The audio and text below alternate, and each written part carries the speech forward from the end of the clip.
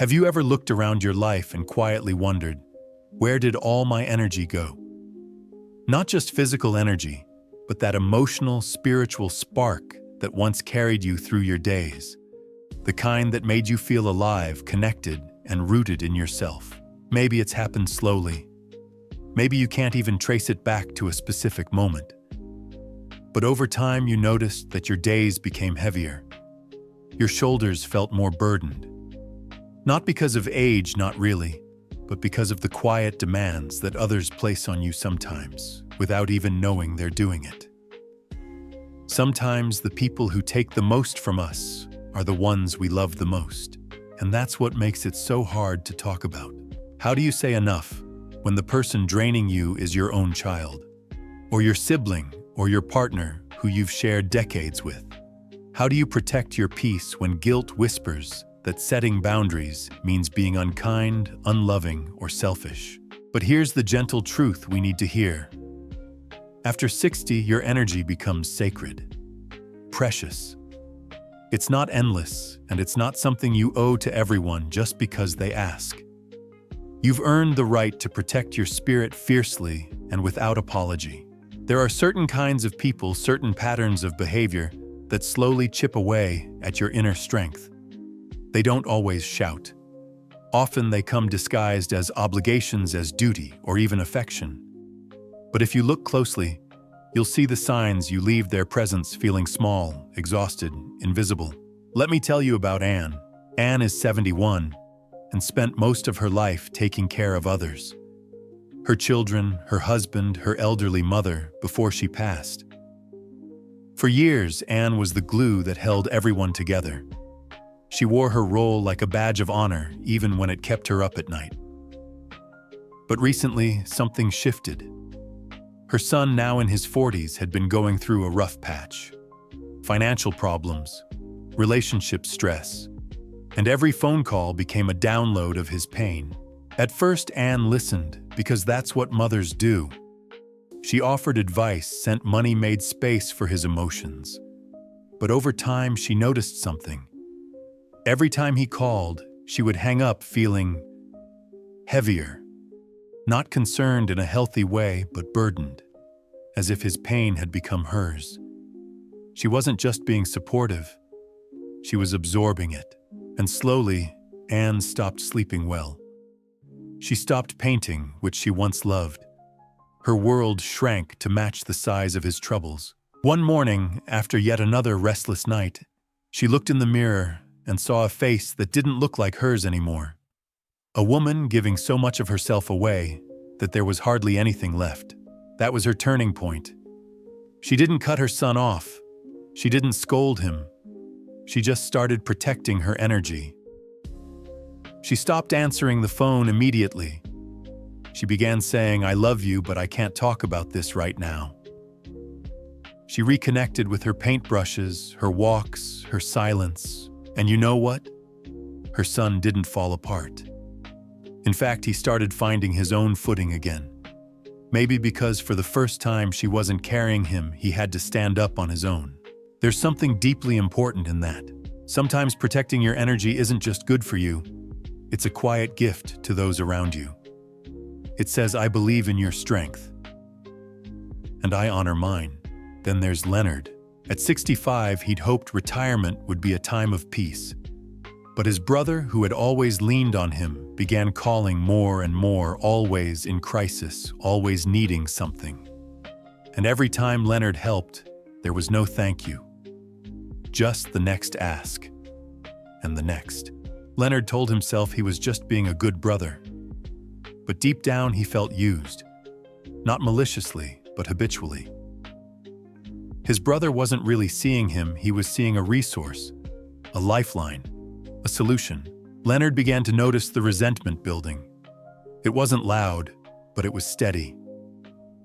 And one evening, sitting on his porch with a cup of tea, he whispered out loud, "I'm tired of being a tool." That quiet sentence changed something. He decided that his time mattered too. That he could love his brother and still say no. That he didn't have to be available every time the phone rang. that his peace was not a loan to be given out at someone else's emergency. It wasn't easy, but he started drawing lines, simple ones, gentle ones.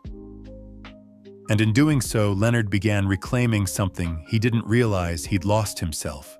And maybe that's the heart of all this. After 60, your time becomes less about proving and more about preserving. Preserving what lights you up, what brings you calm, what makes you feel like you. You've already spent decades giving, decades compromising, adjusting, managing relationships. This chapter, this sacred season of life, isn't about abandoning people. It's about finally refusing to abandon yourself. It takes courage to admit when someone, no matter how close, has become a drain instead of a light. But naming that truth is the beginning of freedom. And that freedom isn't loud. It doesn't always come with a fight. Sometimes it begins with a whisper, a moment of pause, a soft but firm decision: I matter too. And you do. You absolutely do. There's something deeply woven into our generation, especially those of us who grew up with quiet houses, firm handshakes, and unspoken rules. We were raised to endure, to keep the peace, to love without question. We were taught to bite our tongues, not rock the boat, and above all, to never turn away family. But what no one told us was that love without boundaries isn't love, it's erasure. And peace that costs your well-being isn't peace, it's silent suffering. You start to notice it in the small things. That relative who only calls when they need a ride to the doctor. The adult child who shows up just long enough to leave their problems at your feet. The cousin who guilt-trips you for not attending every family event, as if your absence somehow erases your worth. They don't always mean harm, but intent and impact are two different things. You can love someone and still feel drained by them. You can care deeply and still need space. That doesn't make you cold. That doesn't make you cruel. It simply means you've begun to recognize the quiet cost of constantly saying yes. Let me tell you about Helen. She's 75 now. Strong in spirit, but gentle in voice. Her sister Judy had always been the dramatic one, the one who called in tears, who needed rescuing, who always somehow made her chaos someone else's responsibility. For decades, Helen was the shoulder, the safe place, the dependable one. But over time, Judy's chaos became the center of everything. Holidays revolved around her moods. Phone calls ended with Helen feeling anxious, not uplifted. And after one particularly draining evening, Helen said something to her husband she'd never said before. She said, "I feel like I disappear every time she's around." That's what energy theft looks like. It's not always loud. Sometimes it's in the way your emotions get hijacked, in the way your plans get pushed aside, in the way you become so used to dimming your light that you forget it was ever there. But here's the brave shift. Helen didn't try to fix her sister anymore. She didn't send another long message or try to explain. She simply started shortening the calls, letting some of them go to voicemail. She stopped reacting and started responding from a place of calm, not obligation. At first, she felt guilty. That's how deep the pattern had rooted itself. But slowly, the guilt softened into relief. And relief is often the clearest sign that a boundary was long overdue. It's a strange thing how much space guilt can take up, especially when it's wrapped in words like "you're the only one I can count on" or "family comes first." But here's something you may need to hear. You are not responsible for holding every broken thing together. Not anymore. Frank learned that too. At 68, he had become the emotional caretaker for everyone around him. His daughter vented about her in-laws. His son talked endlessly about work stress. His wife leaned on him for every decision, every worry. And Frank, kind to the bone, carried it all, until he noticed something odd. When he needed to talk, the room went quiet. No one asked how he was doing. No one lingered after his sentences the way he lingered after theirs. And for the first time in his life, he felt invisible, like a utility. Not a man, not a soul, but a listener, a problem solver, a background presence. That realization broke his heart, but it also woke him up. Frank didn't yell. He didn't lecture. He simply started showing up differently. He answered honestly when asked how he was. He said, "I'm feeling a bit overwhelmed right now," instead of "I'm fine." He began to ask for time to rest, time to think, time to just be. And slowly his family noticed. His wife started taking on more of the planning.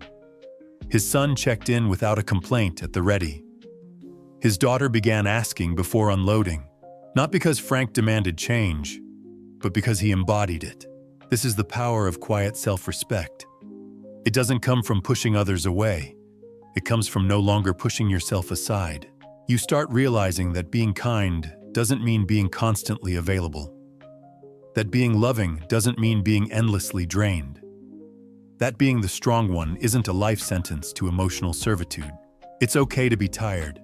It's okay to want space. It's okay to stop giving so much of your soul to people who haven't paused to ask if you're okay. And yes, some people may not like the change. Some may accuse you of being distant or difficult. That's not because you're doing something wrong, it's because they were comfortable with your discomfort. But you don't owe anyone the version of yourself that kept you exhausted. Not anymore. Because after 60, life isn't about performance. It's about presence. Your presence. Your peace. Your right to wake up in the morning and feel good about the day ahead. Not heavy with dread, but light with possibility. That means letting go of roles that drain you. Releasing responsibilities that were never truly yours. And most of all, reclaiming the beautiful, vital truth that you get to choose who has access to your energy. Not everyone deserves front row seats to your spirit, even if they're family, especially if they treat your kindness like currency instead of care. You don't have to explain your boundaries to be valid. You only have to honor them. There's a moment, quiet, almost unremarkable on the outside, when everything begins to shift. Not because someone else changed, but because you did. Because you stopped apologizing for needing rest. Because you finally looked at your own life, your own days, and whispered, "I get to matter here." At first, it doesn't feel revolutionary. It feels unfamiliar. You go to say yes out of habit and catch yourself. You pause before picking up that draining call. You leave the dishes in the sink and choose instead to sit outside with your tea and the sound of the wind. These small moments, they are how healing begins. Not with drama or big declarations, but with quiet decisions to no longer abandon yourself for the comfort of others. Let me tell you about Rosa. She's 74 and lived for decades in the same house with the same routines, the same family dynamics. Her youngest daughter, Alicia, called often, but always with a crisis. Money troubles, kid issues, arguments with her husband. And Rosa always listened, always gave, always worried.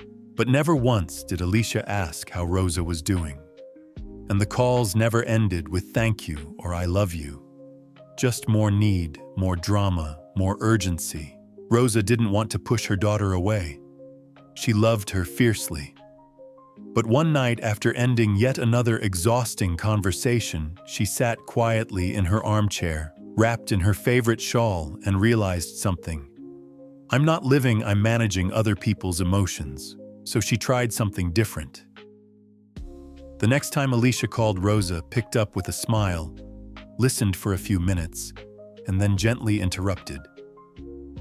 "Sweetheart, I hear this is hard for you, but I don't think I have the energy to carry this right now. Maybe talk to someone who can really help." There was silence. Not because of anger, but because Alicia wasn't used to that response. But Rosa didn't fill the silence with apology. She let it be. She let her daughter learn how to stand without leaning so heavily on her mother. And that's the gift we often forget we can give our families the chance to grow. Not by fixing, not by rescuing, but by releasing. When you stop being their crutch, you create space for them to discover their own strength. There's power in that. And there's also peace. When you begin protecting your energy, people will notice. Maybe not with words, maybe not right away, but they will feel it because your presence becomes different. You're no longer the person who gives out of guilt or fear. You're the person who gives from fullness when you choose to not, when you feel cornered into it. That difference is felt in your tone, your eyes, your posture. It's the difference between a tired yes and a joyful yes. And that difference teaches people how to treat you without you ever needing to say a word. Take Calvin. He's 70 and a widower. For years after his wife passed, his adult daughter treated him like he couldn't function on his own. She micromanaged his calendar, called daily to check in, and treated every independent decision he made as suspicious. It came from a place of love, perhaps, but to Calvin it felt suffocating. Like he was being managed, not respected. One day after she rearranged his doctor's appointment without asking, he smiled gently and said, "Honey, I know you love me, but I'm still here. I'm still capable. I need you to let me live without feeling like I need permission." That small moment opened a new chapter for them. Not one without friction, but one built on mutual respect. Calvin wasn't pushing her away. He was pulling himself back into the center of his own life. That's what this is all about. Not rejecting the people we love, but reclaiming the parts of ourselves we've placed on the back shelf for too long. And as you do this, something unexpected happens. Your days feel lighter. You wake up with more clarity. You begin doing things not just to fill the hours, but to nourish your spirit. A walk becomes a joy, not a break between obligations. A cup of coffee in the morning becomes a quiet ritual, not a rushed moment before answering everyone else's needs. And slowly, you begin attracting a different kind of energy around you. Your children may call with a different tone, less assumption, more gratitude. A neighbor might stop by, not because they need something, but because they genuinely enjoy your company. Friends who truly see you begin to emerge, while the ones who only called when they needed something fade. That's not punishment, that's clarity. You are creating a life that feeds you instead of draining you. And in doing so, you become someone even your family sees differently, not because you demanded it, but because you stopped playing the part of the endless giver. You are not a well that never runs dry. You are not a second chance for everyone who made poor choices. You are not the storage space for other people's chaos. You are a human being with needs, dreams, limits, and light. And when you protect your light, you teach others to come to you with more reverence. You don't have to yell to be respected. You only have to stand firmly in your peace. If you've stayed with me through this conversation, I just want to say thank you. Thank you for sitting with your own truth while listening to mine. Thank you for letting yourself be seen even in the quiet privacy of your heart. And thank you for being brave enough to consider something that so many people your age are still too afraid to name out loud, that your energy is sacred and not everyone should have access to it, especially not just because they're family. I know that may feel hard to admit. It might even feel like betrayal, but it's not. It's care. It's wisdom. It's the strength that comes from a life well lived and the gentle refusal to spend your final chapters carrying burdens that were never yours to begin with. You are allowed to want peace. You are allowed to protect it. You are allowed to say not today without guilt. And you are allowed to wake up each morning and choose yourself not out of selfishness, but out of long overdue self-respect. This chapter of life is not about proving your worth. You've done enough of that. It's not about chasing approval, or being the strong one, or staying silent just to keep the waters calm. It's about reclaiming joy, protecting your time, nourishing your spirit, and giving yourself the love and dignity you've so freely given to others. So if this message resonated with you even just a little, I want to invite you to do one simple thing: share your voice. Tell me in the comments. Has someone in your life been draining your energy in ways you're only now starting to see clearly? Have you started setting boundaries for the first time, maybe in your 60s or 70s? And if so, what changed for you? Sometimes just saying it out loud, even to a stranger, can be the beginning of a beautiful shift. And you never know who else might read your story and feel just a little less alone. And if this message made you feel seen, if it stirred something inside you or gave you a moment of peace in your day, I'd love for us to stay connected. You can click subscribe below. This channel is here for exactly these kinds of conversations. Gentle, honest, and full of quiet power. No noise, no pressure, just truth. You are not invisible. You are not too much. You are not too late. You are here, and you are still radiant with life and wisdom and possibility. Protect your light. You've earned it, always.